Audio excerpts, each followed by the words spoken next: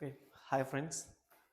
இன்றைக்கி நம்ம பார்க்க போகிற another very important topic judiciary பற்றி நம்ம இன்றைக்கி பார்க்க போகிறோம். ஒரு மெயின்ஸ் பாயிண்ட் ஆஃப் வியூவில் அண்ட் ப்ரிலிம்ஸ் பாயிண்ட் ஆஃப் வியூவில் நம்ம இதை எப்படி நம்ம படிக்கணும் அப்படிங்கிற நம்ம தெரிஞ்சுக்கலாம்.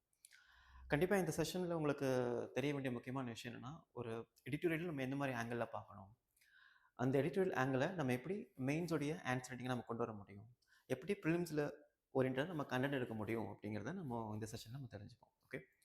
அப்போ நீங்கள் ஹிண்டுவில் நெக்ஸ்ட் டைம் நீங்கள் எந்த எடிட்டோரியலில் பார்த்தாலும் உங்களுக்கு நிறைய டைனமிக்கான ஆங்கிள் ஞாபகம் வரணும். ஒரு நியூஸை வேறு எப்படிலாம் நம்ம எடுக்கணும், ஒரு நியூஸை நம்ம எப்படிலாம் நம்ம மெயின்ஸ் பாயிண்ட் ஆஃப் வியூ எழுத தெரியணும் அப்படிங்கிறது எல்லாமே நம்ம தெரிஞ்சுக்க முடியும். ஓகே. ஸோ இந்த செஷன் நீங்கள் எப்படி யூஸ் பண்ணணும்னா, நான் சொல்லக்கூடிய எக்ஸ்ப்ளனேஷன்ஸை நீங்கள் புரிஞ்சுக்கிட்டு உங்களுக்கு தேவையான பாயிண்ட்ஸை இந்த இடத்துல நீங்கள் எடுத்து எழுதணும். ஓகே. அது மெயின்ஸ் ஆன்சர் நீங்கள் எழுத உங்களுக்கு தெரிய வரும். ஓகே. அப்போ தான் இந்த பாயிண்ட்ஸ் நம்ம எங்கே எழுதலாம், இந்த பாயிண்ட்ஸ் நம்ம எங்கே எழுதலாம் அப்படின்னு தெரியும். இன்ட்ரடக்ஷன்லையா இல்லை கன்க்ளூஷன்லையா, இல்லை ஒரு எக்ஸாம்பிள்ஸாக நம்ம எழுத முடியுமா, இல்லை எத்திக்ஸ் எழுத முடியுமா, கவர்னன்ஸ் எழுத முடியுமா அப்படிங்கிறது எல்லாமே தெரியும். ஓகே. ஸோ நம்ம இதை பற்றி எப்படின்னு பார்க்கலாம். ஓகே. ஸோ ஜுடிஷியரி இது எல்லாமே ரீசன்ட் நம்ம கேள்விப்பட்டிருப்போம். Judicial corruptions. The Supreme Court recently imposed a complete blanket ban on NCERT Class 8 Social Science textbook due to the controversial sections titled Corruptions in Judiciary. So Hindu news paper படிக்கிறவங்களுக்கு எல்லாருக்குமே தெரிஞ்சிருக்கும், ஒரு பெரிய கான்ட்ரவர்ஷியலான ஒரு NCERT சாப்டர்ஸை சுப்ரீம் கோர்ட் பேன் பண்ணியிருந்தாங்க. அது எல்லாருக்கும் ரொம்ப சர்ப்ரைஸாக இருந்துச்சு, ரொம்ப ஷாக்கிங்காகவும் இருந்துச்சு. இந்தியாவில் பொதுவாக கரப்ஷன் அப்படிங்கிறது எல்லா இடத்துலையுமே இருக்கக்கூடிய ஒரு வெளிப்படையான ஒரு விஷயமா தான் இருக்குது. பட் அப்படிப்பட்ட ஒரு கரப்ஷன்ஸு ஜுடிஷியரியில் இருக்கா அப்படிங்கிறத நம்ம சொல்ல முடியும்னா, எஸ், எல்லா இடங்கள்லையும் கரப்ஷன்ஸுங்கிறது ப்ரெவலண்ட்டாகவே இருக்கக்கூடிய ஒரு விஷயமா தான் இருக்குது. அப்படி இருக்கும்போது ஜுடிஷியரியில் ஒரு கரப்ஷன் இருக்குது, அந்த கரப்ஷன் மூலமாக ஜுடிஷியரியுடைய எஃபிஷியன்சி, அவங்களுடைய கவர்னன்ஸ் பாதிக்கப்படுது அப்படின்ட்டு ஒரு ஸ்கூல் புக்கில் ஒரு சாப்டரில் அதை மென்ஷன் பண்ணியிருந்தாங்க. இது ஆக்சுவலி ஒரு நிறைய ஆங்கிள் நம்ம பார்க்க வேண்டிய ஒரு விஷயமா இருக்கும். இது ரொம்ப முக்கியமான ஒரு விஷயம் கூட. ஏன்னா ஜுடிஷியரியில் ஒரு கரப்ஷன் இருக்குது கரப்ஷன் இருக்கிறது அப்படிங்கிறது அந்த என்டையர் ஜுடிஷியரியோடைய கிரெடிபிலிட்டி அண்ட் ட்ரஸ்ட்டை, அதோட எஃபிஷியன்ஸை உடைக்கிற மாதிரி இருக்கும். அஃப்கோர்ஸ் கண்டிப்பாக அது இருக்கும், அப்படி தான். பட் அதை ஒரு எக்ஸ்பிளிசிட்டாகவே நம்ம தெரிஞ்சுக்கிற மூலமாக அப்போ ஜுடிஷியரியில் வரக்கூடிய ஃபர்தர் கரப்ஷன்ஸ் அட்மாஸ்பியரை என்ன பண்ண முடியும், நம்ம குறைக்க முடியும். பட் அப்சல்யூட்டாக அதில் கரப்ஷனே இல்லை, எந்த விதத்துலையுமே கரப்ஷன் கிடையாது, ஸோ இது எங்களுடைய ட்ரஸ்ட்டை டோட்டலாக ஸ்பாயில் பண்ணுற மாதிரி இருக்குன்னு சொல்லி சுப்ரீம் கோர்ட் என்ன பண்ணிட்டாங்கன்னா, NCERT புக்கில் கூடிய சாப்டர்ஸை பேன் பண்ணது மட்டும் இல்லாமல் அந்த NCERT சாப்டர்ஸை ஃபைன் பண்ண, அந்த டியூன் பண்ணக்கூடிய என்டையர் கேபினெட் பீப்புள்ஸ் இருப்பாங்களே, அவங்க வேறு எந்த இடத்துலையும் சஜஸ்டாகவோ அட்வைஸராகவோ இருக்கக்கூடாது அப்படின்ட்டு ரொம்ப ஸ்ட்ரிக்டாக சொல்லியிருக்காங்க. அவங்க மேலே டிசிப்ளினரி ஆக்ஷன் எடுக்கவும் சொல்லியிருக்காங்க. ஸோ இது எதை காட்டுது அப்படின்னா, அப்போ ஜுடிஷியரி அப்படிங்கிறது எல்லா கமெண்ட்ஸ் அண்ட் கிரிட்டிசிசமே அப்பாற்பட்ட ஒரு விஷயமா இருக்கணும் அப்படிங்கிறத ஜுடிஷியரி எக்ஸ்பெக்ட் பண்ணுற மாதிரி ஒரு கேசஸாக இது இருக்குது. Okay. India basically democracy country. இங்கே நம்ம யாரை வேணாலும் எந்த இடத்துல வேணாலும் கிரிட்டிசைஸ் பண்ணுறதுக்கான ஒரு ரைட்ஸ் நமக்கு இருக்குது. பட் அந்த கிரிட்டிசிசம் அப்படிங்கிறது ரொம்ப வேலிடான ஒரு விஷயமா இருக்கணும். அது ஒரு ப்ரோக்ரஸையும் ஒரு டெவலப்மெண்ட்டையும் கொடுக்கறதுக்கான ஒரு ஃபவுண்டேஷனை க்ரியேட் பண்ணுற மாதிரி இருக்கணும். ஓகே. அதர்வைஸ் ரொம்ப ஏனோ தானே கிரிட்டிசைஸ் பண்ணுறதுங்கிறது ரொம்ப ராங்கான விஷயமா இருக்கும். பட் இந்த கரப்ஷன் அப்படிங்கிறத பார்க்கும்போது எல்லா இடங்களிலும் இருக்கக்கூடிய ப்ரெவலண்டான விஷயமா இருக்குது அப்படின்னு தெரியும்போது, இந்த கரப்ஷன் நம்ம ஏன் ஜுடிஷியரி ஆங்கிளில் தெரிஞ்சுக்கக்கூடாது அப்படிங்கிறத நம்ம NCERT புக்கில் நம்ம சாப்டர்ஸாக அவங்க கொடுக்கும்போது இந்த மாதிரி ஒரு கேசஸ் வந்திருக்கு. ஓகே. இது ஒரு முக்கியமான ஒரு ரீசன்ட் இஷ்யூவாக இருந்துச்சு.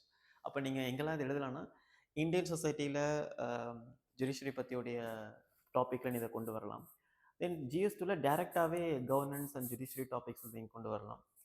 தென் GS4 எத்திக்ஸில் என்ன பண்ண முடியும்னா, அந்த கரப்ஷன்ஸ் ஆங்கிளில் நம்ம இதை கொண்டு வரலாம். ஓகே. இது எல்லாத்துலேயுமே இந்த NCERT கான்ட்ரவர்சி சாப்டர்ஸை நம்ம கொண்டு வர முடியும். ஓகே. இப்போ நம்ம அதை பற்றி நம்ம டீட்டெயிலாக பார்க்கலாம். Okay. So judicial corruptions refer to abuse of judicial power for private gain, the manifestation as a bribery, nepotism, political interference, or the manipulation of court records. Abuse அப்படின்னாலே ப்ரைவேட் கெயினுக்காக நம்முடைய பப்ளிக் ஆஃபீஸை யூஸ் பண்ணுறது தான் corruptions அப்படின்னு world bank சொல்லியிருக்காங்க. இதில் நம்ம judiciary include பண்ணால் அது ஜுடிஷியல் கரப்ஷன், தட்ஸ் ஆல். இது முக்கியமான டேர்ம்ஸ் இது. ப்ரைவேட் கெயின் அவங்களுடைய சொந்த விஷயத்துக்காக யூஸ் பண்ணுறது, த மேனிஃபெஸ்டேஷன் பிரைபரி அண்ட் நெப்போட்டிசம்னா உங்களுக்கு தெரியும்னா, அதாவது நமக்கு பிடிச்சவங்களை நம்ம கோர்ட் ரூமில் வச்சுக்கிறது, நமக்கு ஃபேவரான பீப்புளை நமக்கு ஃபேவரான கேசஸை டீல் பண்ணுறதுக்கு அலோகேட் பண்ணுறது, இதெல்லாமே nepotisms. And political interference, yes, political லெவலில் வரக்கூடிய இன்டர்ஃபரன்ஸ், ஒரு எம்எல்ஏ எம்பி கேசஸ் வரும்போது வரக்கூடிய இன்டர்ஃபரன்ஸ், ஒரு சீஃப் மினிஸ்டர்ஸ் கரப்ஷன்ஸ் கேசஸ் வரும்போது வரக்கூடிய இன்டர்ஃபரன்ஸ், இது எல்லாமே இதை பற்றி பேசக்கூடியதாக இருக்கும். Okay. Or manipulation of court records, court ரெக்கார்டை மேனிப்புலேட் பண்ணுறது, நமக்கு சாதகமான ரெக்கார்ட்ஸை கரெக்ட் பண்ணுறது,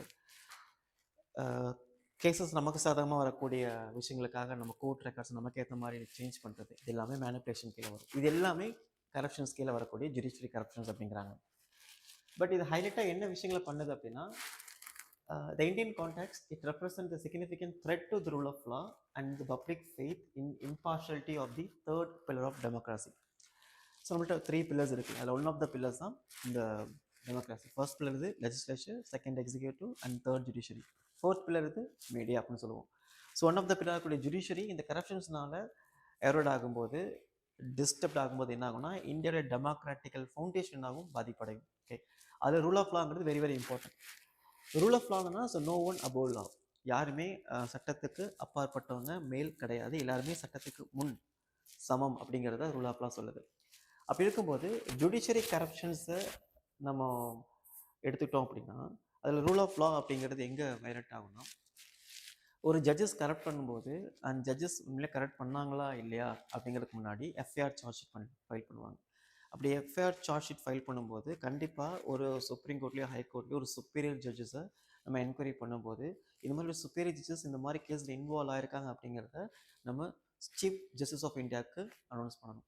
அவங்க சொன்னதுக்கப்புறம் என்ன பண்ணணும்னா, அவங்க பர்மிஷன் கொடுத்ததுக்கப்புறம் இந்த கேஸஸை அவங்க ஹேண்டில் பண்ணுவாங்க. சம்டைம்ஸ் இந்த கேஸஸை அவங்க ப்ரையாரிட்டி கொடுத்து ஸ்பெஷல் ரெக்கமெண்டேஷனோட ஜட்ஜஸே இந்த விஷயங்களை என்கொயரி பண்ணுவாங்க. எக்ஸாம்பிள், ஜஸ்டிஸ் வர்மாவுடைய கரப்ஷன்ஸ் கேஸஸில் இன்வால்வ் ஆன ஜஸ்டிஸ் வர்மா உண்மையிலே கரெக்ட் பண்ணியிருக்காரா இல்லையா அப்படிங்கிறத சுப்ரீம் கோர்ட் அப்பாயிண்ட் பண்ண 3 ஜட்ஜஸ் கமிட்டி அதை என்கொயரி பண்ணுறதுக்காக அவங்க அப்பாயிண்ட் பண்ணியிருந்தாங்க. ஸோ இந்த மாதிரி ஒரு ஸ்பெஷல் அப்பாயின்மெண்ட், ஒரு ஸ்பெஷல் இன்வெஸ்டிகேஷன்ஸ் எல்லாமே எதை கொண்டு வருது அப்படின்னா, அப்போ ஜுடிஷியரியோடைய கரப்ஷன்ஸையும் ஜுடிஷியரியோடைய எரர்ஸையும் டீல் பண்ணுறதுக்காக ஜுடிஷியரியை ஸ்பெஷலான ஒரு கமிட்டி அப்பாயிண்ட் பண்ணுறது அப்படிங்கிறது is against rule of law. அப்போது ஒருத்தங்க தப்பு பண்ணாங்க அப்படின்னா அவங்க சட்டத்தின் முன் அனைவரும் சமம் அப்படின்னு சொல்லும்போது அவங்கள யாரை ஃபர்தராக இன்வெஸ்டிகேட் பண்ணணும், எந்த மாதிரி இன்வெஸ்டிகேஷன் சார்ஜ் ஷீட் ஃபைல் பண்ணணும் அப்படிங்கிறது எல்லாத்துக்கும் ரொம்ப காமனாக இருக்கிற விஷயமா இருக்கணும். பட் ஒரு ஜுடிஷியரிக்கும் தனியாக ஒரு இன்வெஸ்டிகேஷன் ஸ்டைல், ஜுடிஷியரிக்கும் தனியாக ஒரு காமனான ஒரு அப்பாயின்மெண்ட் கமிட்டி வச்சு அவங்கள இன்வெஸ்டிகேட் பண்ணுறது அப்படிங்கிறது is against rule of law அப்படிங்கிறாங்க. ஓகே. ஸோ டேட்டா பாயிண்ட் நம்ம எடுத்துகிட்டோம் அப்படின்னா, ஜுடிஷியரியில் இருக்கக்கூடிய கரப்ஷனுக்கு ரொம்ப one of the very very important reason அதில் பெண்டிங்கான கேசஸ். இது வரைக்கும் இந்தியாவில் அஃபிஷியல் டேட்டா படியே பார்த்தீங்கன்னா 4.5 கோடி வழக்குகள் நிலுவையில் இருக்குது, பெண்டிங் கேசஸ். இவ்வளோ கேசஸ் பெண்டிங்கில் இருக்கும்போது என்னாங்கன்னா, ஜுடிஷியரியோட எஃபிஷியன்சி என்ன ஆகும், அந்த இடத்துல எரோட் ஆகும். இவ்வளோ கேசஸ் பெண்டிங்கில் இருக்கும்போது ரொம்ப முக்கியமான கேசஸ் எல்லாம் என்ன பண்ண முடியாது, நம்ம எடுத்து நடத்த முடியாது. 1:99 அப்படின்னு சொல்லுவாங்க. 1:99 என்னன்னா, அதாவது சுப்ரீம் கோர்ட்டில் ஃபைல் ஆகக்கூடிய கேசஸில் 1:99 கேஸ். இதில் 99 கேசஸ் பார்த்தீங்கன்னா ரொம்ப ரொம்ப ரொம்ப ரொம்ப அன்இம்பார்ட்டன்ஸான ஒரு பெரிய இந்தியா லெவலில், ஒரு நேஷனல் லெவலில் constitution wise very very important cases எல்லாமே பார்த்தீங்கன்னா இங்கே வராது. அதில் எங்கே வரும்னா ஜஸ்ட் 1% தான் வருது அப்படிங்கிறாங்க. ஸோ ரிமைனிங் 99% ஆஃப் கேசஸ் அப்படி ஜுடிஷியரில் என்ன தான் இருக்குன்னு கேட்டிங்கன்னா, சிம்பிள் அப்பீல்ஸுக்கான கேசஸ், தென் லேண்ட் இஷ்யூஸ்க்கான கேசஸ், தென் கிரிமினல் இன்வெஸ்டிகேஷன் பெண்டிங் கேசஸ், இந்த மாதிரி கேசஸ் தான் சுப்ரீம் கோர்ட்லேயும் ஹை கோர்ட்லேயும் நிறைய இருக்குது. பட் உண்மையிலே தேவையான இந்தியாவுடைய டெவலப்மெண்ட்டுக்கும் இந்தியாவுடைய சொசைட்டியோடைய க்ரோத்துக்கும் ப்ரோக்ரஸுக்கும் தேவையான ஒரு ஆர்குமெண்ட் பண்ணக்கூடிய கிரிட்டிக்கலாக எவாலுவேட் பண்ணக்கூடிய கேசஸ் பார்த்தீங்கன்னா கோர்ட்டில் ஜஸ்ட் 1% தான் இருக்குது. ஸோ உங்களை 99% கேசஸ் பார்த்தீங்கன்னா இந்த மாதிரி தேவையில்லாத கேசஸ் எல்லாமே சுப்ரீம் கோர்ட் ஹை கோர்ட்டில் போய் அதிகமாக போய் சேர்றதுனால எஃபிஷியண்ட்டான ஜட்ஜ்மெண்ட்டை கொண்டு வர முடியல. அந்த எஃபிஷியண்டான ஜட்ஜ்மெண்ட் கொண்டு வர முடியாதனால இந்தியாவுடைய ஃபர்தர் ப்ரோக்ரஸ் என்ன ஆகுது, பாதிக்கப்படுது. ஓகே. ஸோ இந்த அளவுக்கு கேசஸ் பெண்டிங் இருக்குது அப்படின்னு நேஷனல் ஜுடிஷியல் டேட்டா கிரிட் அப்படிங்கிற ஒருத்தவங்க என்ன பண்ணியிருக்காங்கன்னா ரிப்போர்ட் பண்ணியிருக்காங்க. ஸோ 5 crores அப்படின்னு சொல்கிறாங்க. ஸோ கிட்டத்தட்ட 5 crores கேசஸ் பெண்டிங்கில் இருக்கும்போது என்ன ஆகுனா, அந்த 5 crore கேசஸோடைய பெண்டிங்னால ஜுடிஷியரியோடைய அந்த ட்ரஸ்ட், கிரெடிபிலிட்டி, எஃபிஷியன்சி எல்லாமே டிலே ஆகிட்டே இருக்கும். இப்போது நம்ம இதை ஒரு ஸ்டேட்மெண்ட்டில் சொன்னோம் அப்படின்னா நமக்கு ஃபேவரான ஸ்டேட்மெண்ட்டுக்கு ஜுடிஷியரி வரும்போது என்னென்னா, த ஜஸ்டிஸ் டிலைட், ஜஸ்டிஸ் டினைட் அப்படின்னு சொல்லுவோம். அதாவது நீதி மறுக்கப்படும்போது, அதாவது தாமதிக்கப்படும்போது, அது எதுக்கு சமம் அப்படின்னா, மறுக்கப்பட்ட நீதிக்கு சமம் அப்படின்னு சொல்லுவாங்க இல்லையா? அந்த மாதிரி இவ்வளோ க்ரோஸ் ஆஃப் கேசஸ் பெண்டிங்கில் இருக்கும்போது, ரொம்ப லாங் லாஸ்டிக்கான ஜஸ்டிக்ஸ்னால நிறைய பேர் என்ன ஆகுனா இன்டர்னலாகவும் ரொம்ப ரொம்ப இன்டைரக்டாகவும் பாதிக்கப்படுறாங்க.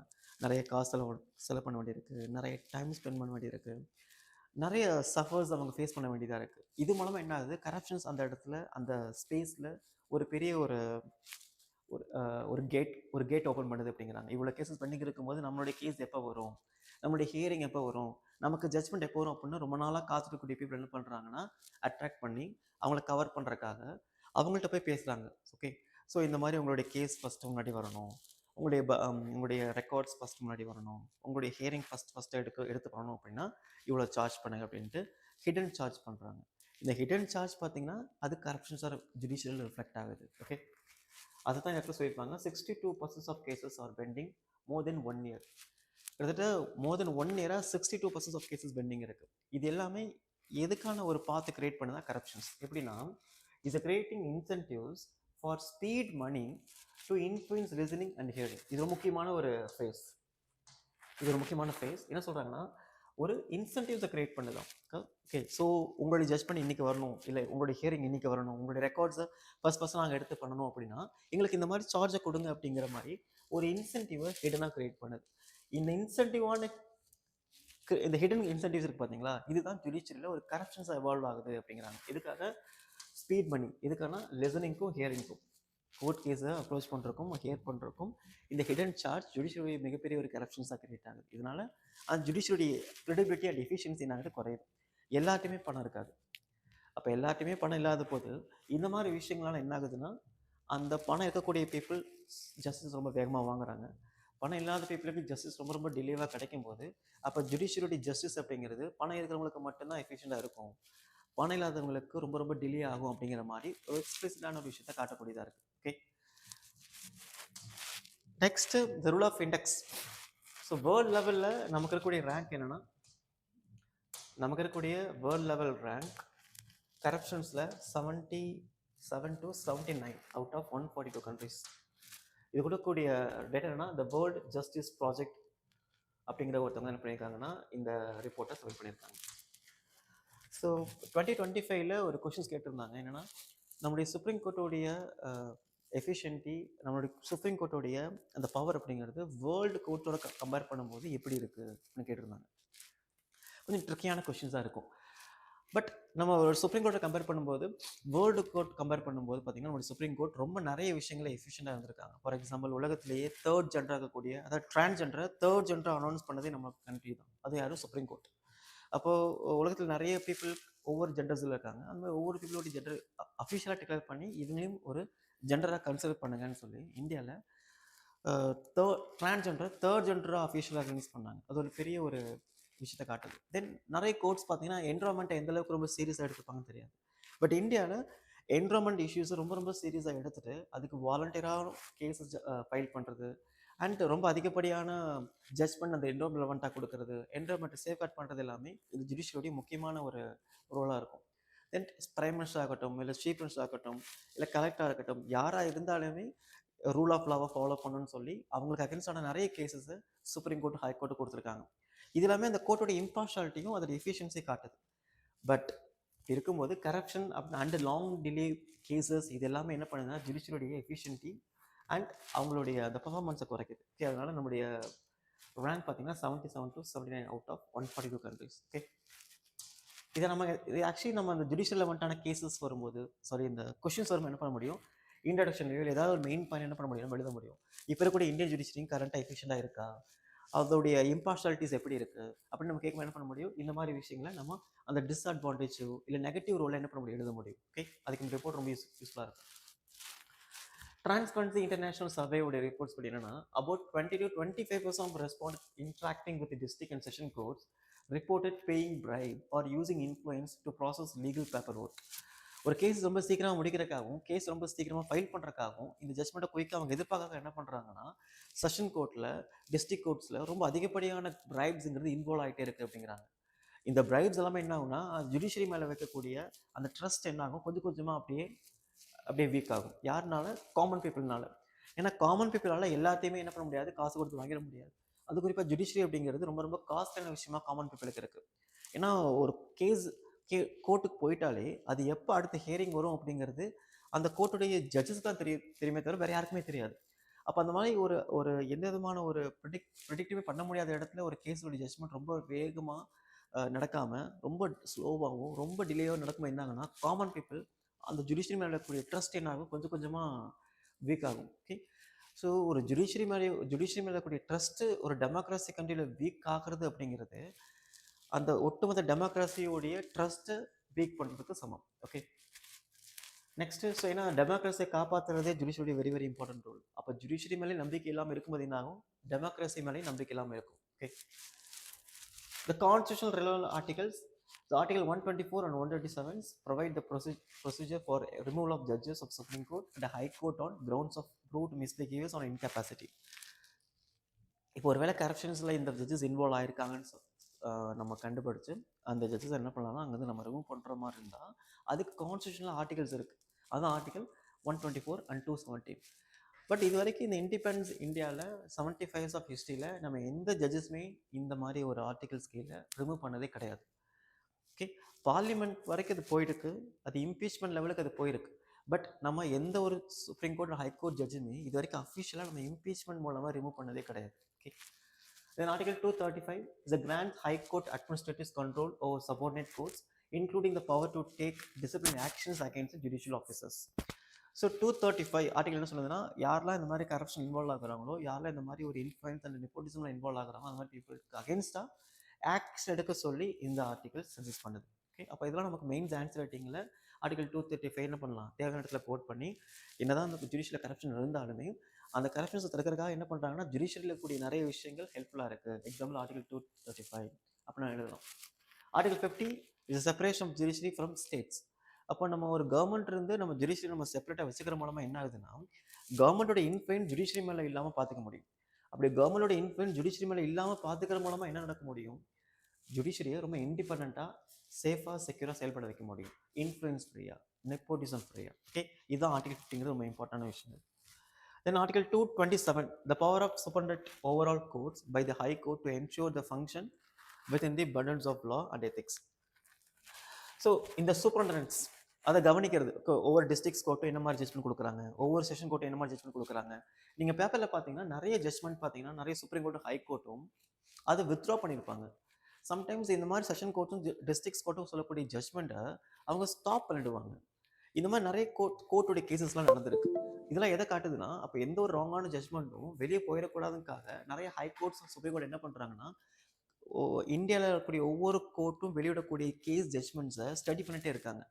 ஏன்னா எந்த ஒரு ஜட்மெண்ட்டும் ஒரு காமன் பீப்புளோடைய ஒரு ஜஸ்டிஸையோ இல்லை இந்தியன் கான்ஸ்டியூஷனுடைய மோரல் ஐடியலையோ இல்லை ஒரு இந்தியன் சொசைட்டியோடைய ஃபண்டமெண்டல் பிரின்சிபல்ஸையோ இன்டெரக்டாகவும் டேரக்டாகவும் என்ன பண்ணிடக்கூடாது, வயலேட் பண்ணிடக்கூடாது. அதுக்காக என்ன பண்ணுவாங்கன்னா அந்த ஜட்மெண்ட்டை எந்த அளவுக்கு ஸ்டூடெண்ட்ஸ் பண்ணி தான் அதுபோல் அதை அப்ரூவல் பண்ணுவாங்க. ஓகே, ஸோ இதை நீங்கள் நியூஸ் பேப்பர் படிக்கும்போது என்ன தெரியும், நிறைய விஷயங்கள் நீங்கள் கேதர் பண்ண ஆரம்பிப்பீங்க. ஒவ்வொரு கோர்ட்டு என்ன மாதிரி ஜட்மெண்ட் கொடுக்குறாங்க, அந்த கோர்ட்டோட ஜட்மெண்ட்டை ஏன் ஒரு கோர்ட் வேண்டான்னு சொல்கிறாங்க, ஏன் ஸ்டே பண்ணுறாங்க, அது ஏன் கேன்சல் பண்ணுறாங்க, இது எல்லாமே நீங்கள் பேப்பர் படிக்க உங்களுக்கு தெரியக்கூடிய விஷயமா இருக்கும். Okay,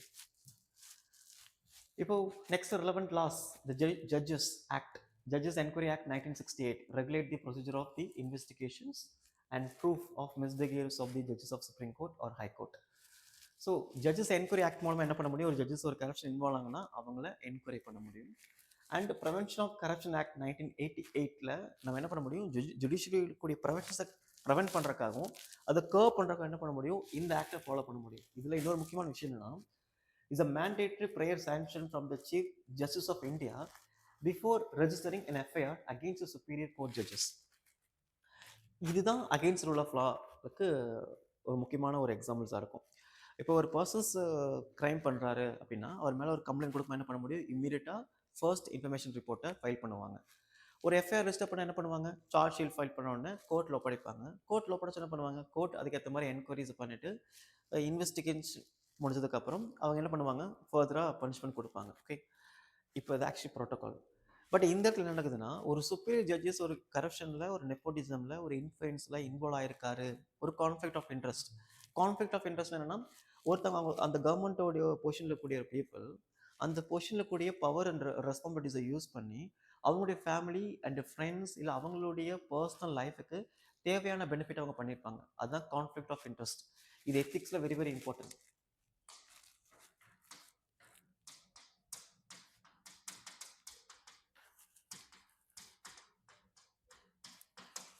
conflict of interest. Okay, இந்த மாதிரி விஷயங்களை ஃபேஸ் பண்ணக்கூடிய ஜட்ஜஸ் என்ன பண்ணுவாங்கன்னா, நம்ம எஃப்ஐஆர் சார்ஜ் ஷீட் ஃபைல் பண்ணுறதுக்கு முன்னாடி மேண்டேட்டரி என்ன பண்ணணுமா, சீஃப் ஜஸ்டிஸ் ஆஃப் இந்தியாட்ட நம்ம ரெக்வஸ்ட் வாங்கியிருக்கணும் அப்படிங்கிறது is against rule of law. Okay okay so இது நம்ம சம்டைம்ஸ் ஃபிலிம்ஸோட கேட்கலாம். ஃபிலிம்ஸில் எப்படி கேட்கலாம்னா, rule of law according to rule of law அப்படின்னு கேட்டுட்டு என்ன பண்ணலாம், இந்த மாதிரி விஷயங்கள் இருக்கா இல்லையா அப்படின்னு கேட்போம். நம்ம என்ன பண்ணுவோம், ரூல் ஆஃப் லா என்ன, நோ ஒன் அபோவ் லா. அப்படி இருக்கும்போது ஒருத்தங்க கிரைம் பண்ணாங்கன்னா எப்படி ப்ரோட்டோகாலை ஃபாலோ பண்ணுவாங்களோ அதே மாதிரி தான் ஜட்ஜஸ்க்கு ஃபாலோ பண்ணுவாங்கன்னு நினைப்போம். பட் இந்த இடத்துல என்ன சொல்லியிருக்காங்கன்னா, ஒரு ஜட்ஜஸ் ஒரு இடத்துல ஒரு கரப்ஷன் இன்வால்வ் ஆயிருக்காங்க அப்படின்னா, அப்படி இன்வால்வ் ஆகக்கூடிய ஜட்ஜஸ்க்கு நம்ம எஃப்ஐஆர் போடணும் அப்படின்னா அதுக்கு முன்னாடி என்ன பண்ணணும், மேண்டேட்ரியாக சிஜிஐட்ட பர்மிஷன் வாங்கணும் அப்படிங்கிறது இஸ் ரூல் ஆஃப் லாக்கு அகேன்ஸ்டாக இருக்கக்கூடிய ஒரு விஷயம். ஓகே, இதெல்லாம் ஜுடிஷியரி சேஃப்கார்ட் பண்ணுறதுக்கான விஷயம். இதுக்கெல்லாம் கரப்ஷன் இருந்து மட்டும் கிடையாது, இன்ஃப்ளூயன்ஸ்ல இருந்தும் சேஃப்கார்ட் பண்ணுறதுக்கான விஷயமா அது இருக்கும். ஓகே, இது என்ன கேஸ்னா, த வீராசாமி கேஸ் 1991. இது ஜுடிஷியரி ரொம்ப ஸ்ட்ராங்காக பொலிட்டிக்கல் இன்ஃப்ளூயன்ஸில் இருந்து தனியாக பிரித்து வச்சுக்கிறதுக்கு இம்பார்ட்டண்டான கேஸஸாக இருக்குது. பட் இது நம்ம ரெண்டு சைடில் எழுதலாம். எப்படின்னா, ஒரு political and unnecessary influence and த்ரெட்டன்ல இருந்து ஒரு ஜட்ஜஸை காப்பாற்றுறதுக்காக இந்த கேசஸ் நமக்கு யூஸ்ஃபுல்லாக இருக்குது, Veeraswamy cases. At same time இந்த மாதிரி வீராசாமி கேசஸில் வரக்கூடிய ஜட்ஜ்மெண்ட் பார்த்தீங்கன்னா இஸ் அகெயின்ஸ்ட் ரூல் ஆஃப் லாக்கும் காரணமாக இருக்குது. அப்படிங்கிற மாதிரி ரெண்டு பர்ஸ்பெக்டிவ் நம்ம எழுத தெரியணும். ஒரே பாயிண்ட்டை வேறு இடத்துல எழுத தெரியணும். ஓகே, எல்லாத்துக்குமே நம்ம எக்ஸாம் எடுத்துகிட்டு போக முடியாது, எல்லாத்துக்குமே ஃபிக்ஸ்டு எக்ஸாம்பிள் கிடையாது. நம்ம என்ன பண்ணணும்னா, நம்மளுடைய எக்ஸாம்பிள்ஸை ஒவ்வொரு கொஸ்டின்ஸ்க்கு ஏற்ற மாதிரி எப்படி அலைன் பண்ணி எழுதணும் அப்படிங்கிறத நம்ம தெரிஞ்சுக்கணும், ப்ராக்டிஸ் பண்ணணும். அது மேன்சண்டிங் எழுதுறது வரும். ஓகே, நெக்ஸ்ட் ஒரு சேலஞ்சஸ். இப்போது ஜுடிஷியரியில் ஏன் இவ்வளோ கரப்ஷன்ஸ் இருக்குது, அதுக்கு என்ன மாதிரி ரீசன்ஸ் இருக்குது அப்படிங்கிறத நம்ம பார்க்கலாம். First, collegium system. இப்போ உலகத்திலேயே ஒரு ஜட்ஜஸ் அப்பாயிண்ட் பண்ணக்கூடிய ஒரு இடத்துல யார் அங்கே இருக்காங்கன்னா, ஜட்ஜஸ் இருக்காங்க அப்படின்னா அது இந்தியாவில் மட்டும்தான். இந்தியாவில் மட்டும்தான், உலகத்தில் வேறு எங்கேயும் இல்லாத அளவுக்கு ஒரு அப்பாயின்மெண்ட் நடக்கும். எங்கன்னா இங்கே இந்தியாவில் ஜட்ஜஸ் அப்பாயிண்ட் பண்ணுறது யாருன்னா ஜட்ஜஸ் மட்டும்தான். நம்ம கான்ஸ்டியூஷன் வைஸ் பார்க்கும்போது இந்தியாவுடைய supreme court and high court judges appoint பண்ணுறது பிரசிடென்ட். ஓகே, அது கான்ஸ்டியூஷன் வைஸ். பட் அந்த சுப்ரீம் கோர்ட்டில் எந்த ஜட்ஜ் வரணும், ஹைகோர்ட்டில் எந்த ஜட்ஜஸ் இருக்கணும், அடுத்து யார் சீஃப் ஜஸ்டிஸ் ஆஃப் இந்தியாவை ஹைகோர்ட்டில் இருக்கணும், அடுத்து யார் சீஃப் ஜஸ்டிஸ் ஆஃப் இந்தியாவை சுப்ரீம் கோர்ட்டில் இருக்கணுங்கிறத டிசைட் பண்ணுறது யாருன்னா அந்த இன்டர்னல் ஹிடன் கமிட்டி தான் டிசைட் பண்ணுவாங்க. அவங்க தான் கொலிஜியம் சிஸ்டம். இந்த கொலிஜியம் சிஸ்டம் யார் ரெக்கமெண்ட் பண்ணுறாங்களோ அவங்க தான் சுப்ரீம் கோர்ட்டுடைய சீஃப் ஜஸ்டிஸ் ஆஃப் இந்தியாவாகவும், சுப்ரீம் கோர்ட்டோடைய ஜட்ஜஸாகவும், ஹைகோர்ட்டோடைய சிஜிஏவும், ஹைகோர்ட்டோடைய அதர் ஜட்ஜஸாகவும் வருவாங்க. இவங்கள தான் பிரசிடென்ட் அப்பாயிண்ட் பண்ணி வைக்கிறாங்க. ஓகே, இந்த கொலிஜியம் சிஸ்டம் என்ன பண்ணுதுன்னா, எந்த மாதிரி பேஸில் ஜட்ஜஸை நீங்கள் ரெக்கமெண்ட் பண்ணுறீங்க அப்படிங்கிறதுக்கான ஃபேக்டரை ரொம்ப ஹிடனாக வச்சுருக்கிறதுனால டிரான்ஸ்பரன்சி அப்படிங்கிறது நம்ம அங்கே எக்ஸ்பெக்ட் பண்ணவே முடியாது. ஓகே, இது ஒரு முக்கியமான ரீசனாக இருக்குது. கிளியர். ஒரு ஜட்ஜஸ் ஒரு கோர்ட்டில் அப்பாயிண்ட் பண்ணுறாங்கன்னா, இப்போ ஃபார் எக்ஸாம்பிள் இப்போ ஒரு பர்சன்ஸை கலெக்டர் அப்பாயிண்ட் பண்ணுறாங்கன்னா என்ன மாதிரி பேசிஸில் கலெக்டர் அப்பாயிண்ட் பண்ணுவாங்க, அவர் யூபிஎஸ்சியில் சிவில் சர்வீஸ் எக்ஸாம் கிளியர் பண்ணியிருக்கணும், டாப் ரேங்கில் வந்திருக்கணும், இந்த மாதிரி எலிஜிபிள் கேண்டிடேட்டாக இருக்கணும், தென் என்ன பண்ணுவாங்க, அவங்கள கலெக்டர் அப்பாயிண்ட் பண்ணுவாங்க. இது நமக்கு டிரான்ஸ்பரண்டாக தெரியுது. ஓகே, பட் ஒரு ஜட்ஜஸை ஒரு ஹைகோர்ட்லேயும் அண்ட் ஒரு கல்கத்தா ஹைகோர்ட்லேயோ இல்லை ஒரு டெல்லி ஹைகோர்ட்லேயோ இல்லை ஒரு சுப்ரீம் கோர்ட்டில் அப்பாயிண்ட் பண்ணுறாங்கன்னா, எஸ் அஃப்கோர்ஸ் மெரிட் பேஸில் எக்ஸ்பீரியன்ஸ் பேஸில் தான் அப்பாயிண்ட் பண்ணுறதா சுப்ரீம் கோர்ட்டுடைய கொலிஜியம் சிஸ்டம் சொல்லுது இல்லையா. பட் என்ன மாதிரி மெரிட், என்ன மாதிரி ஒரு எக்ஸ்பீரியன்ஸ் பேஸில் அவங்க இருக்காங்க அப்படிங்கிறதுக்கான ஒரு ஃபுல் டிரான்ஸ்பரண்டான விஷயம் நமக்கு கிடைக்கிறது இல்லை. இது என்னவா மாறுதுன்னா, ஒரு பெரிய லெவலில் ஒரு இன்ஃப்ளூயன்ஸை கிரியேட் பண்ணலாம், ஒரு நெப்போட்டிசமை கிரியேட் பண்ணலாம் அப்படிங்கிறாங்க. ஓகே, ஸோ இதுதான் கொலிஜியம் சிஸ்டமுடைய முக்கியமான விஷயம், lack of transparency in appointments. Example பாருங்கள், 2024 to 2025 several petitions Supreme Court challenge the non-disclosure of internal deliberations regarding judicial elevations, setting lack of meritocracy clarity. அதான் என்ன மாதிரி மெரிட்டில் என்ன மாதிரி எக்ஸ்பீரியன்ஸில் நீங்கள் செலக்ட் பண்ணுறீங்க, இவரை செலக்ட் பண்ணுறதுக்கு என்ன ரீசன்ஸ், இவரை இந்த கோர்ட்டில் இருந்து இந்த கோர்ட்டில் நீங்கள் ட்ரான்ஸ்ஃபர் பண்ணியிருக்கீங்களா, ஏன் ட்ரான்ஸ்ஃபர் பண்ணியிருக்கீங்க, என்ன ரீசனுக்காக நீங்கள் ட்ரான்ஸ்ஃபர் பண்ணியிருக்கீங்க, இந்த மாதிரி விஷயங்கள் எல்லாமே ஒரு பெரிய அன்கிளியராக இருக்குது. ஓகே, இதனால அந்த இடத்துல ஒரு கரப்ஷன் இருக்கா அப்படிங்கிறதே தெரியாமல் இருக்குது. ஓகே, பொதுவாக டெமோக்ரஸி அப்படிங்கிற ஒரு கண்ட்ரியில் இருக்கணும், எல்லாமே டிரான்ஸ்பரண்டாக இருக்கணும். ஓகே, அப்படி அந்த டெமோக்ரஸியை காப்பாற்றக்கூடிய ஒன் ஆஃப் த வெரி இம்பார்ட்டண்டாக இருக்கக்கூடிய பில்லராக ஜுடிஷியரி. அண்ட் ஜுடிஷியரியே டிரான்ஸ்பரண்டாக இல்லைன்னா ஸோ ஒரு பெரிய ஒரு டவுட் அந்த இடத்துல ரைஸ் ஆகும்ல. Okay, absence of internal accountability and mechanisms. There is no statutory body investigating complaint against the superior judges. இப்போ சுப்ரீம் கோர்ட்டில் அண்ட் ஹை கோர்ட்டில் செஷன் கோர்ட்டில் என்ன பண்ணுறாங்கன்னா, ஒரு லாயர் ப்ராக்டிஸ் பண்ணுறாரு, இல்லை ஏதாவது ஒரு பீப்புள் அங்கே ஒர்க் பண்ணுறாங்கன்னு வச்சுக்கோங்களேன். இப்போ ஜட்ஜஸ் பார்த்தீங்கன்னா சம்டைம்ஸ் அந்த மாதிரி பீப்புள்கிட்ட கரப்ஷன்ஸ் இன்வால்வ் ஆகிருக்கலாம், இல்லை ஏதாவது ஒரு நெப்போட்டிசம்னால அந்த பர்சனுடைய வேலை பறி போயிருக்கலாம், இல்லாட்டி ஒரு ஏதாவது இன்டர்னலாவோ இல்லை இன்டெரக்டாவோ டேரெக்டாவோ அவங்க ஜட்ஜஸ் மூலமாக என்ன இருக்கலாம், அவங்க ஏதாவது ஒரு இஷ்யூ ரைஸ் ஆகிருக்கலாம்னு வச்சுக்கோங்களேன். இந்த இஷ்யூ அவங்க எங்கே போய் ஃபைல் பண்ணுவாங்க? அப்போ இன்டர்னல் கமிட்டி கிடையாது. இப்போ ஒவ்வொரு காலேஜில் நமக்கு எனக்கு இன்டர்னல் கம்ப்ளைண்ட் கமிட்டின்னு வச்சுருப்போம். எதுக்காக வச்சுருக்கோம்? இப்போ அதுக்கு ஒரு ப்ரொஃபஸர்ஸோ இல்லை இருக்கக்கூடிய ஸ்டாஃப்ஸோ இல்லை ஏதாவது ஒரு பீப்புளோ செக்ஷுவலாக ஹராஸ் பண்ணாலோ, இல்லை ஏதாவது ஒரு நமக்கு ஒரு இன்டர்னலாக டேரெக்டாவோ இன்டெரக்டாவோ மென்டலாக நமக்கு ஏதாவது ஒரு டார்ச்சர் பண்ணாலோ, இல்லை ராகிங் பண்ணாலோ, இது மாதிரி விஷயங்களை நம்ம அங்கே கூடிய பீப்புள்கிட்ட போய் சொல்கிற மாதிரி என்ன பண்ண முடியும், அங்கே கூடிய கம்ப்ளைண்ட்டை ரெகுலேட் பண்ண முடியும். இந்த மாதிரி விஷயங்கள் ஜுடிஷியல் இல்லாதனால நிறைய பீப்புள் என்ன பண்ணுறாங்கன்னா அட்ஜஸ்ட் பண்ணிட்டு போகிறாங்க. நிறைய பீப்புள் என்ன பண்ணுறாங்க, ஜஸ்ட் அந்த லொக்கேஷன்ஸ் சேஞ்ச் பண்ணிடுறாங்க. அப்போ இது எல்லாமே ஜட்ஜஸோடைய எஃபிஷியன்சி என்ன பண்ணுதுன்னா, ஒரு பெரிய ஒரு டவுட் கிரியேட் பண்ணுது. உண்மையிலே ஜட்ஜஸ் எஃபிஷியண்டாக இருக்காங்களா, உண்மையிலே ஜட்ஜஸ் எல்லாமே இம்பார்ஷியலாக தான் இருக்காங்களா அப்படிங்கிறது எல்லாமே ரைஸ் பண்ணுது. Okay, next examples. The long bending judicial standard and accountability bill has not been enacted. அப்போது இதுக்கு தான் என்ன பண்ணாங்கன்னா பார்லிமெண்ட் பில் கொண்டு வராங்க. ஒரு ஜுடிஷியரி அக்கௌண்டபிலிட்டினா என்ன, ஒரு ஜட்ஜஸ் என்ன மாதிரி ரூல்ஸ் ரெகுலேஷன்லாம் ஃபாலோ பண்ணணும், அப்படி ஃபாலோ பண்ணலாம் அது என்ன மாதிரி ஒரு கம்ப்ளைண்ட் மெக்கானிசமில் எடுத்துகிட்டு போகணும், அந்த கம்ப்ளைண்ட் கமிட்டியில் யாரெல்லாம் இருப்பாங்க, என்ன மாதிரி ப்ரோட்டோக்காலை ஃபாலோ பண்ணுங்கிற பில் கொண்டு வருவாங்க. பட் அந்த பில் என்ன பண்ணாங்கன்னா இது வரைக்கும் எனாக்ட் பண்ணவே இல்லை. ஓகே, இது எல்லாமே இந்த ஜுடிஷியரி அக்கௌண்டபிலிட்டியை ஒரு பெரிய லெவலில் கொஸ்டின் பண்ணக்கூடிய விஷயமா இருக்குது. ஸோ நெக்ஸ்ட் என்ன, இந்த போஸ்ட் ரிட்டையர்மெண்ட் அப்பாயின்மெண்ட். இது ஒரு அனதர் இம்பார்ட்டன்ட் திங்ஸ். இப்போ பொதுவாக சுப்ரீம் கோர்ட்லேருந்து ஹை கோர்ட்லேருந்து ரிட்டையர்ட் ஆகக்கூடிய ஜட்ஜஸ் இல்லை ரிசைன் பண்ணக்கூடிய ஜட்ஜஸ் என்ன பண்ணுறாங்கன்னா பொலிட்டிக்கல் பார்ட்டியில் போய் ஜாயின் ஆகிறாங்க. ஓகே, ஃபார் எக்ஸாம்பிள் அபிஜோபதி அப்படிங்கிற ஒரு கல்கத்தா ஹைகோர்ட்டோடைய ஜட்ஜஸ் 2024 ரிசைன் பண்ணிட்டு அந்த இயர் என்ன பண்ணிட்டாருன்னா போய் ஒரு இந்தியாவுடைய ஒரு ஃபேமஸ் பொலிட்டிக்கல் பார்ட்டியில் ஜாயின் பண்ணிட்டார், பிஜேபி பொலிட்டிக்கல் பார்ட்டியில் ஜாயின் பண்ணிட்டார். அண்ட் ஃபார்மர் சுப்ரீம் கோர்ட்டோடைய ஜட்ஜாக இருந்த சுதர்ஷன் ஜெட்டி அப்படிங்கிற ஒருத்தர் என்ன பண்ணிருந்தாருன்னா அவர் இந்தியா பிளாக் அப்படிங்கிற ஒரு பார்ட்டியோடைய வைஸ் பிரசிடென்ட் கேண்டிடேட்டாக அவங்க ரெக்கமெண்ட் பண்ணியிருந்தாங்க. அவரும் அதை அக்செப்ட் பண்ணிட்டார். ஓகே, இந்த மாதிரி விஷயங்கள் எல்லாமே என்ன காட்டுதுன்னா, அப்போ ஒரு ஜட்ஜஸ் ஒரு பொலிட்டிக்கல் பார்ட்டியில் போய் இன்வால்வ் ஆகலாமா அப்படிங்கிற கொஸ்டின் ரைஸ் பண்ணுது. இது நம்ம ரெண்டு ஆங்கிளில் பார்க்கணும்.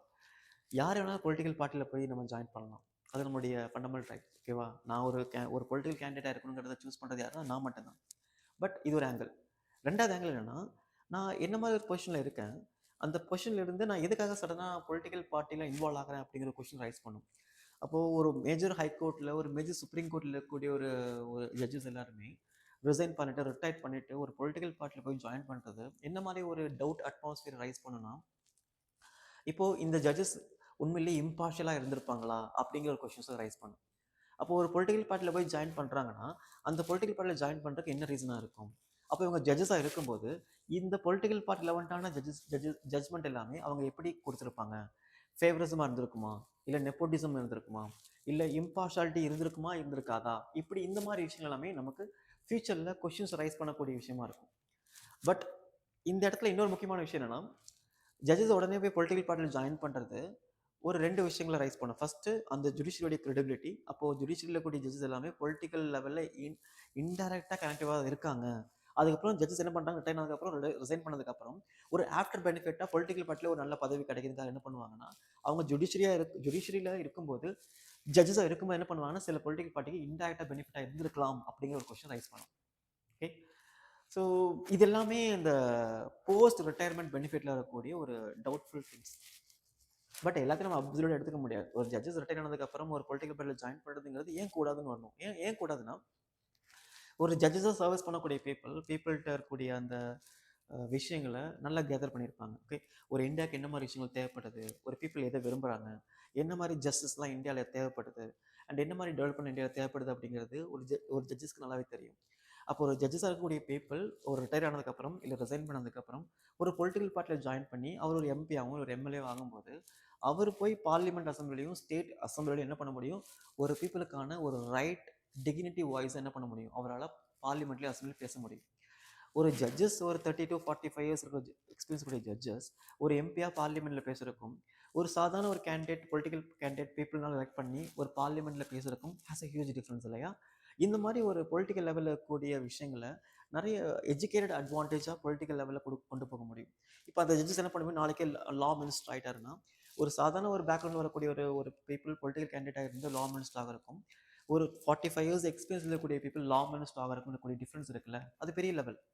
அப்போ நம்ம ரெண்டு ஆங்கிள் திங்க் பண்ண வேண்டியிருக்கு. அது நமக்கு அட்வான்டேஜாகவும் இருக்குது, சம்டைம்ஸ் அது ஜுடிஷியரியுடைய டிஸ்அட்வான்டேஜாகவும் இருக்குது.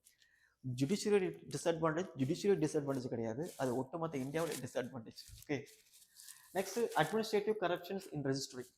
Middlemen and court clerks often act conduct for bribery to manipulate the bench hunting or case listing. என்ன பண்ண, இப்போ நம்ம நிறைய சினிமாவில் பார்த்துருப்போம், இந்த கிளர்க்கெலாம் இருப்பாங்களா, கிளர்க்கு பியூனாக இருப்பாங்க, என்ன பண்ணுவாங்கன்னா அந்த கேஸ்லாம் வச்சுருப்பாங்க. இப்போ இந்த கேஸ் அடுத்து யாரை விசாரிக்கணும், அடுத்து யார் ஹியரிங் அப்படிங்கிறது எல்லாமே அவங்க என்ன பண்ணுவாங்கன்னா அவங்க தான் டீல் பண்ணுவாங்க. அந்த ஆஃபீஸர் சொல்லி என்ன பண்ணுவாங்க, அடுத்த பீப்புள் வர சொல்லுவாங்க. இந்த கிளர்க் என்ன பண்ணுவாங்கன்னா, இந்த பியூன் என்ன பண்ணுவாங்கன்னா, இந்த மாதிரி பீப்புள்கிட்ட இதுக்கு அடுத்து இவர் கேஸ் தான் இருக்குது, உங்களோட கேஸ் பார்த்தீங்கன்னா 10வது கேஸ் தான் வருது, 10வது கேஸ் அப்படின்னா 2-3 நாள் ஆகிடும். அப்போ என்ன பண்ணுங்க, உங்களுக்கு ஒன்று எமர்ஜென்சியாக கேஸஸ் வேணும் அப்படின்னா என்ன பண்ணுங்க, எனக்கு இவ்வளோ பணம் கொடுங்க, நான் உங்களுக்கு நாளைக்கே அந்த கேஸ் ஹியரிங் கொண்டு நான் பண்ணி கொடுக்குறேன் அப்படின்னு சொல்லிடுவாங்க. இந்த இடத்துல தான் கரப்ஷன்ஸ் இன்வால்வ் ஆகுது. ஓகே, அதெல்லாம் என்ன பண்ணாங்கன்னா 2025 High Court in North India suspended several registry staff members following an expose on money for listening schemes. இது முக்கியமான டேர்ம். லிசனிங் ஸ்கீம்ஸ், இன்சென்டிவ்ஸ், இது எல்லாமே நம்ம மெயின்ஸ் ஆன்சரில் கோட் பண்ணக்கூடிய முக்கியமான ஏரியாஸ். ஓகே, ஸோ நார்த் இந்தியாவோட ஹைகோர்ட் என்ன பண்ணியிருக்காங்கன்னா நிறைய ஸ்டாஃப்ஸை ரிமூவ் பண்ணியிருக்காங்க. இதுக்காகனா இந்த மாதிரி கேஸில் இன்வால்வ் ஆகக்கூடிய பீப்புள். ஓகே, எஸ் பண்ணணும், கண்டிப்பாக பண்ணணும். பட் அப்படி பண்ணும்போது என்ன ஆகும்னா அதர் சைடில் டிஸ்அட்வான்டேஜ் வரும். இப்போது இதெல்லாம் இந்த ஸ்டாஃப்ஸ்லாம் இல்லைன்னா அப்போ அந்த வேலை யார் செய்கிறது? ஓகே, அப்போ ஜட்ஜஸ் தான் பண்ணணுமா? அப்போ ஜட்ஜஸ்க்கு வேறு வேலை இல்லையா? அப்போ நிறைய ஸ்டாஃப் அப்பாயின்ட் பண்ண வேண்டியிருக்கும். ஸோ இந்த மாதிரி நிறைய நம்ம எதை எடுத்தாலுமே அட்வான்டேஜ் டிஸ்அட்வான்டேஜ் இருந்துகிட்டே தான் இருக்கும். ஓகே, பட் அதை கொஞ்சம் பேலன்ஸ் பண்ண முடியும். Shield of contempt of court, இது ஒரு விஷயம். இப்போ ஒரு ஜுடிஷியரியை பற்றி ஒருத்தங்க பேசுகிறாங்க, ஒருத்தங்க கிரிட்டிசைஸ் பண்ணுறாங்க அப்படின்னா அது கண்டெம்ட் ஆஃப் கோர்ட்டை எடுத்துக்கூடாது. So there is 2 contempt of court. Okay, 2 types. Number 1 that civil contempt and criminal contempt.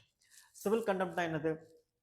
இப்போது ஜுடிஷியரி சொல்லக்கூடிய விஷயங்களை ஃபாலோ பண்ணாமல் இருக்கிறது, ஜுடிஷியரி சொல்லக்கூடிய விஷயங்களை ஒபே பண்ணாமல் இருக்கிறது, அவங்களுக்கு ரெஸ்பான்ஸ் பண்ணாமல் இருக்கிறது எல்லாமே சிவில் கண்டெம்ட்டில் வரும். கிரிமினல் கண்டெம்ட்னா என்னது? ஜுடிஷியரி ஜட்ஜ்மெண்ட் கொடுக்கும்போது அதை டிஸ்டர்ப் பண்ணுற மாதிரி நம்ம பிஹேவியர்ஸ் இருக்கிறது, ஜட்ஜஸை ரொம்ப வல்கராக கிரிட்டிசைஸ் பண்ணுறது, ஜட்ஜஸை ரொம்ப எந்த விதமான ஒரு பேசிக் எவிடன்ஸ் இல்லாமல் கிரிட்டிசைஸ் பண்ணுறது, அண்ட் அவங்களுடைய கேஸ் ஜட்ஜ்மெண்ட்டை வேற ஒரு விஷயங்களோட கனெக்ட் பண்ணி அதை ஒரு பொலிட்டிக்கல் ஒரு கரப்ஷன்ஸாவோ இல்லை வேற ஒரு கரப்ஷன்ஸாவோ அதை டீல் பண்ணுற மாதிரி எவிடன்ஸ் இல்லாமல் பேசுறது, இது எல்லாமே கிரிமினல் கண்டெம்ட் கீழே வரும்.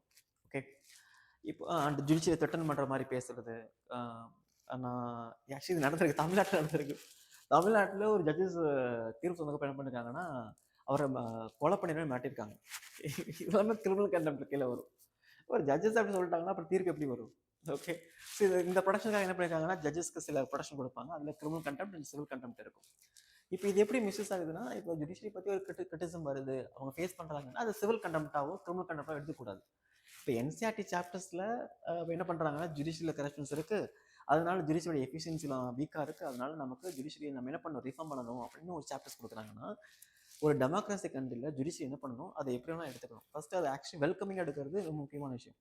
அப்போது நம்ம விங்கில் நம்மளுடைய ஜுடிஷியரி விங்கில் இருக்கக்கூடிய கரப்ஷன்ஸ் என்ன பண்ணால் நம்ம டீல் பண்ணணும், அதில் என்ன மாதிரி ஹிடன் ஃபேக்டர்ஸ்லாம் இருக்குது, யாரெல்லாம் கரப்ஷன் இன்வால்வ் ஆகுறாங்க, உண்மையிலே கரப்ஷன்ஸ்லாம் அந்த இடத்துல இருக்கா அப்படின்னு என்ன பண்ணணும், அஃபிஷியலாக கோர்ட் ஒரு கமிட்டியை செட் பண்ணி அந்த கமிட்டி மூலமாக சர்வே எடுத்து அந்த சர்வே மூலமாக கரப்ஷன்ஸ் உண்மையிலே இருக்கா இல்லைங்கிறத செக் பண்ணி அதுக்கப்புறம் என்ன பண்ணணும், கரப்ஷன்ஸ்லாம் இல்லைப்பான்னு சொல்லி என்ன பண்ணலாம், அதை கவர்மெண்ட் ஆஃப் இந்தியாட்ட கொடுத்துட்டு சாப்டர்ஸில் இருந்து நீங்கள் என்ன பண்ணுங்கள் அந்த வேர்ட்ஸ்லாம் எடுங்கன்னு சொல்லலாம். ஓகே, பட் ஜுடிஷியரி என்ன பண்ணிட்டாங்கன்னா ரொம்ப சிம்பிளாக என்ன சொல்லிட்டாங்கன்னா அந்த சாப்டர் ஃபுல்லாக ரிமூவ் பண்ணிடுங்கன்னு சொல்ல மட்டும் இல்லாமல் அந்த கமிட்டியில் இருக்கக்கூடிய எல்லா பீப்புளையும் பனிஷ் பண்ணுங்கன்னு வேறு சொல்லியிருக்காங்க. ஓகே, ஸோ டிசிப்ளினரி ஆக்ஷன் எடுங்கன்னு வேறு சொல்லியிருக்காங்க. ஓகே, ஸோ அதனால் ஜுடிஷியரியில் கரப்ஷன் இல்லை அப்படின்னு சுப்ரீம் கோர்ட் சொல்லியிருக்காங்க. ஓகே, சரி, that is called NCERT controversy. இப்போ நம்ம இது என்ன பண்ணலாம்? ஓகே, இப்போ நம்ம எப்படி சரி பண்ணலாம்? ஸோ ஒரு சிவில் சர்வெண்ட்டாக நீங்கள் பிரச்சனை மட்டும் தெரிஞ்சு வச்சுக்கூடாது, கூடவே என்ன தெரிஞ்சு வச்சுக்கணும், சொல்யூஷன் தெரிஞ்சு வச்சுக்கணும்.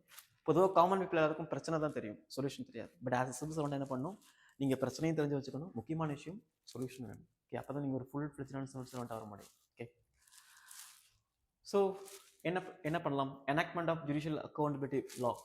இப்போ நம்ம என்ன சேலஞ்சஸ் பார்த்தோமோ அந்த சேலஞ்சஸ் யூட்டிலைஸ் பண்ணுற மாதிரி ஒரு விஷயங்களை பார்க்க போகிறோம், அதை வே ஃபார்வர்ட்.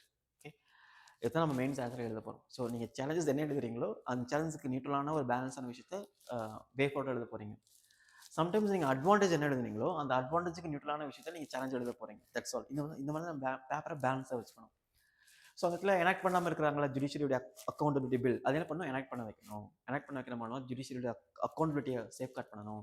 அது சேஃப் கார்ட் பண்ணுற மூலமாக என்ன பண்ணுவோம், அன்னெசரி கரப்ஷன்ஸ் அண்ட் பிரைபரி இன்வால்வ்லாம் குறைக்கணும். இதெல்லாமே நம்ம பண்ணலாம். அண்ட் டிஜிட்டலைசேஷன், இது வெரி வெரி வெரி இம்பார்ட்டன்ட். இப்போ இந்தியா எல்லாத்தையும் டிஜிட்டல் கொண்டு வந்துட்டாங்க.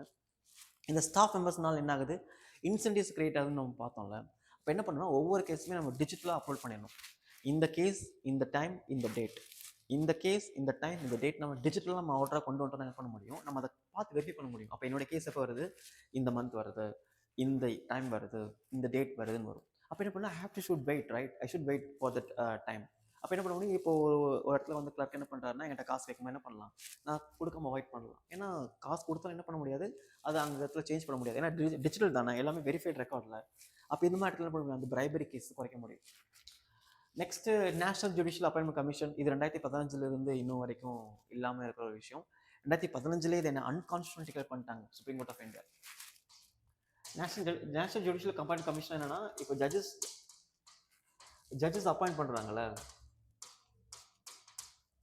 இந்த ஜட்ஜஸ் அப்பாயின்மெண்ட்ஸில் இதுவுமே யாரெல்லாம் இருக்கணும்னா, பிரைம் மினிஸ்டர், லோக்சபாவுடைய லீடர், அதுக்கப்புறம் ஹோம் மினிஸ்டர், இந்த மாதிரி பீப்புளெலாம் இருக்கணும். அதுக்கப்புறம் சிஜிஐ அண்ட் அதர் பீப்புள், இவங்கெல்லாம் சேர்த்து என்ன பண்ணணும்னா ஒரு ஜட்ஜஸ் அப்பாயிண்ட் பண்ணணும். அப்போ தான் அவங்கள இம்பார்ஷலாக செலக்ட் பண்ண முடியும், டிரான்ஸ்பரண்ட்டாகவும் இருக்கணும். இப்படி என்ன பண்ணாங்கன்னா இதை கொண்டு வந்திருந்தாங்க. பட் என்ன பண்ணிட்டாங்க, சுப்ரீம் கோர்ட் நோ அப்படின்னு சொல்லிட்டு இதை கேன்சல் பண்ணிட்டாங்க. ஏன் கேன்சல் பண்ணிட்டாங்கன்னா, ஆர்டிகல் 50 என்ன சொன்னது, ஜுடிஷியரி செப்பரேட் ஃப்ரம் ஸ்டேட், அதாவது எக்ஸிக்யூட்டிவ்ஸ். ஒரு ஜுடிஷியரி எக்காரணத்தை கொண்டும் பொலிட்டிக்கல் லெவலில் இன்வால்வ் ஆகக்கூடாது, பொலிட்டிக்கல் இன்டர்ஃபரன்ஸ் ஜுடிஷியரி இருக்கக்கூடாது. என்ன பண்ணாங்கன்னா அதை அன்கான்ஸ்டியூஷனல் அப்படின்னு டிக்ளேர் பண்ணிட்டாங்க பிகாஸ் ஆஃப் ஆர்டிகல் 50. ஏன்னா என்ன சொல்லுது, ஜுடிஷியரியும் ஸ்டேட்டும் செப்பரேட்டாக இருக்கணும் அப்படிங்கிறது சொல்லுது. ஓகே, எக்ஸிக்யூட்டிவும் ஜுடிஷியரியும் செப்பரேட்டாக இருக்கணும் அப்படின்னு சொல்லுது. அப்போ எக்ஸிக்யூட்டிவ்ஸ் அப்படிங்கிறவங்க பிரைம் மினிஸ்டரும் லோக்சபா லீடரும் ஹோம் மினிஸ்டரும் ஜுடிஷியரிக்குள்ளே வருது அப்படிங்கிறது இஸ் அகேன்ஸ்ட் ஆர்டிகல் 50. ஓகே, அதனால் என்ன பண்ணிட்டாங்கன்னா is against article 50. So is unconstitutional அப்படின்னு என்ன பண்ணிட்டாங்க, அதை டிக்ளேர் பண்ணிட்டாங்க. ஸோ அதனால் அது ஒரு பெரிய பிரச்சனை. நெக்ஸ்ட்டு இந்த கூலிங் ஆஃப் பீரியட். ஒரு கூலிங் ஆஃப் பீரியட் என்னன்னா, இப்போ ஒருத்தங்க ரிட்டையர் ஆகுறாங்க, ரிசைன் பண்ணுறாங்க அப்படின்னா ஒரு கவர்மெண்ட் போஸ்டிங் இருக்குது. Whatever is, not only judges, right, even the prime ministers, chief ministers and other peoples, இந்த மாதிரி ஒரு இடத்துல இருந்து ரிசைன் பண்ணுறாங்க, ரிட்டையர் பண்ணுறாங்கன்னா இம்மீடியட்டாக ஒரு ப்ரைவேட் ஜாப்பில் ஜாயின் பண்ணுறது, ஒரு பொலிட்டிக்கல் பார்ட்டியில் ஜாயின் பண்ணுறது, ஒரு இந்தியாவுடைய முக்கியமான கமிஷனில் ஜாயின் பண்ணுறது, இந்தியாவோட முக்கியமான ஒரு டிசிஷன் மேக்கிங்கில் ஜாயின் பண்ணுறதுலாம் இருக்கக்கூடாது. ஏன்னா அது எதை காட்டுதுன்னா, அப்போ இந்த பீப்புள் அவங்க போஸ்டிங்கில் இன்ஃப்ளூயன்ஸாக இருந்திருக்காங்களா, கான்ஃப்ளிக்ட் ஆஃப் இன்ட்ரெஸ்ட்டை ஃபேஸ் பண்ணியிருக்காங்களா, இம்பார்ஷியலாக இருந்தாங்களா இல்லையா, இந்த மாதிரி ஒரு கொஸ்டின்ஸ் ரைஸ் பண்ண ஆரம்பிச்சிடும். அப்போ இந்த cooling off period minimum 2 years இருக்கணும், மேண்டேட்டரியாக 2 இயர்ஸ் இருக்கணும் அப்படிங்கிறாங்க. அப்போ 2 இயர்ஸ்க்கு அப்புறம் என்ன பண்ணலாம்னா, நமக்கு தேவையான ஒரு அதர் ப்ரொஃபஷன்ஸ் நம்ம தேடி போகலாம். சரி, இப்போ இதெல்லாம் இட்ஸ் நாட் மேண்டேட்டரி. இப்போ நீங்கள் ஒரு ஐஸ் ஆஃபீஸராக இருக்கீங்க, நீங்கள் ரிட்டையர் ஆகிட்டீங்க. ரிட்டையர் ஆக என்ன பண்ணலாம், நீங்கள் ஒரு இந்தியாவில் ஒரு சூப்பரான ஒரு யூனிவர்சிட்டியோடைய ஒரு கெஸ்ட் லெக்சராகவோ இல்லை ஒரு ப்ரொஃபஸராகவோ இல்லை ஏதாவது ஒரு இந்தியாவுடைய ஒரு டாப் டிசிஷன் மேக்கிங் ஒரு டீமோடைய மெம்பரோடு நீங்கள் போகலாம். அது உங்களுடைய விஷயம்.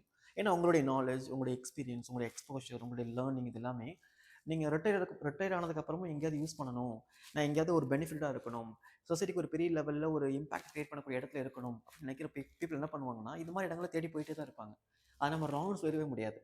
பட் இந்த மாதிரி பீப்புளுக்கு மத்தியில் சில பேர் என்ன பண்ணுறாங்கன்னா, இந்த எக்ஸ்போஷர், இந்த லேர்னிங், இந்த எக்ஸ்பீரியன்ஸ், இந்த பெனிஃபிட் எல்லாமே அவங்களே ஓன் ப்ரைவேட் கெயினுக்காக என்ன பண்ணுவாங்க, யூஸ் பண்ணிப்பாங்க. அதனால் என்ன பண்ணுறாங்கன்னா, இந்த கூலிங் ஆஃப் பீரியடை நம்ம மேண்டேட்டரி ஃபாலோ பண்ணணும் நம்ம எழுத போகிறோம். ஓகே, ஸோ இதெல்லாம் முக்கியமான கீபோர்ட்ஸ், இதெல்லாம் நம்ம பேப்பரில் இருக்கணும். ஓகே, டிரான்ஸ்பரண்ட் அசட் டிஸ்க்ளோஷர்ஸ், இது வெரி இன்ட்ரெஸ்டிங் திங். நீங்கள் பேப்பர் படிச்சுன்னா தெரிஞ்சிருக்கும். லாஸ்ட் இயர் சிஜி இப்போ கரெக்டாக இருக்கிறது யாருன்னா சூரியகாந்த் சார்.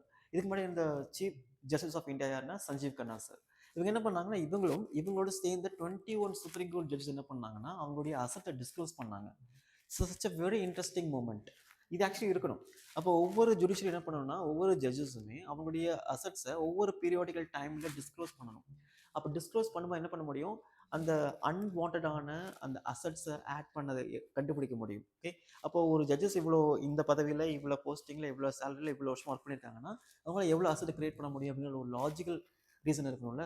அது மூலம் என்ன பண்ணுவோம், என்ன பண்ண முடியும், அவங்களுடைய அன்டியூ இன்ஃப்ளூயன்ஸ்னால் அவங்களுடைய பொசிஷன்ஸை யூஸ் பண்ணி தேவையில்லாத ஒரு இடங்கள்ல என்ன பண்ணுறாங்கன்னா அவங்களுடைய பவரை மிஸ்யூஸ் பண்ணுறாங்க. ஓகே, இந்த மாதிரி இடங்கள் மூலமாக அவங்களுக்கு வரக்கூடிய அந்த அனதர் கெயின் இருக்கு பார்த்தீங்கன்னா, அந்த கெயின் மூலமாக என்ன பண்ண முடியும், அவங்களுடைய அவங்களுடைய லைஃப்பை இன்னும் ரொம்ப செக்யூராக சேஃபாக வச்சுக்க முடியும். ரொம்ப பர்சனலாக சொல்கிறேன். ஓகே, ஃபார் எக்ஸாம்பிள் ஒரு சைன் போடுற மூலமாக ஒரு ஒரு ப்ரைப் கிடைக்கிறதும், ஒரு டிசிஷன் எடுக்கிற மூலமாக ஒரு ப்ரைப்ல இன்வால்வ் ஆகிறது எல்லாமே இதில் வரும். இப்போ என்ன பண்ணுறாங்கன்னா இந்த மாதிரி விஷயம் பண்ணணும். ஆக்சுவலி சஞ்சீவ் கண்ணா சார் பண்ணது வெரி இம்பார்ட்டன்ட் திங்ஸ். அது ரொம்ப வெல்கமிங் ஸ்டெப்ஸ் அதெல்லாமே. அந்த மாதிரி நிறைய ஜட்ஜஸ் எல்லாம் பண்ணணும். ஓகே, 2025ல் இது நடந்துச்சு. நம்ம எக்ஸாமில் கோட் பண்ண முடியும்.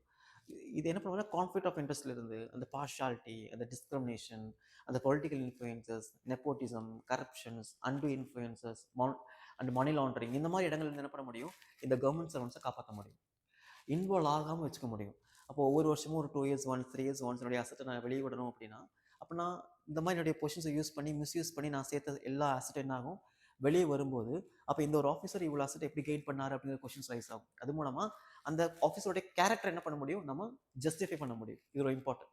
ஸோ என்ன பண்ண முடியும், நம்ம டிரான்ஸ்பரண்டான அசட் டிஸ்கோஸை வச்சு ஜுடிஷியரியை காப்பாற்ற முடியும். Okay, example disclosing asset CGI, former CGI Sanjeev Khanna and other judges, other 21 judges in Supreme Court 2025. So it's all about judiciary. So நம்ம இந்த கிளாஸஸ்ல எல்லாம் இந்த செஷன்ல எல்லாம் பார்த்துருப்போம். ஜுடிஷியரியுடைய ரோல் என்ன, ஒரு ஜுடிஷியரி என்ன மாதிரி விஷயங்களை இந்தியாவில் பண்ணிட்டு இருக்காங்க, அவங்க ஏன் ரொம்ப வீக்காக இருக்காங்க, என்ன மாதிரி எஃபிஷியன்ட் இஷ்யூலாம் இருக்குது, அண்ட் அவங்க கரப்டில் இன்வால்வ் ஆகுறாங்களா, அந்த கரப்டில் இன்வால்வ் ஆனால் என்ன மாதிரி கேசஸ் அண்ட் ஆக்ட் மூலமாக அவங்கள பனிஷ் பண்ண முடியும், என்ன மாதிரி லீகல் ப்ரொசீஜர்ஸ் இருக்குது, கான்ஸ்டியூஷனல் ப்ரொவிஷன்ஸ் இருக்குன்னு பார்த்தோம், அண்ட் அதோடைய வே ஃபார்வர்டாக நம்ம அதை எப்படி நம்ம டேக்கிள் பண்ணலாம் அப்படின்னு பார்த்தோம். ஓகே, ஸோ இந்த செஷன் கண்டிப்பாக உங்களுக்கு யூஸ்ஃபுல்லாக இருக்கும்னு நினைக்கிறேன். நீங்கள் தேவையான இடத்துல பீரியடாக மறுபடியும் பாருங்கள், பார்த்து என்ன பண்ணுங்கள், தேவையான பாயிண்ட்ஸை நோட் பண்ணிக்கோங்க, இதோடைய ஆன்சர் ரைட்டிங்கில் கொண்டு வர ட்ரை பண்ணுங்கள். ஓகே, தென் இது நான் சொன்ன இந்த கான்ஸ்டியூஷனல் ஆர்டிகல்ஸ், லீகல் ப்ரொவிஷன்ஸ் எல்லாமே என்ன பண்ணுங்கள், ப்ரிலிம்ஸரி பாயிண்ட் அப்படின்னு நோட் பண்ணிக்கோங்க. Okay, thank you.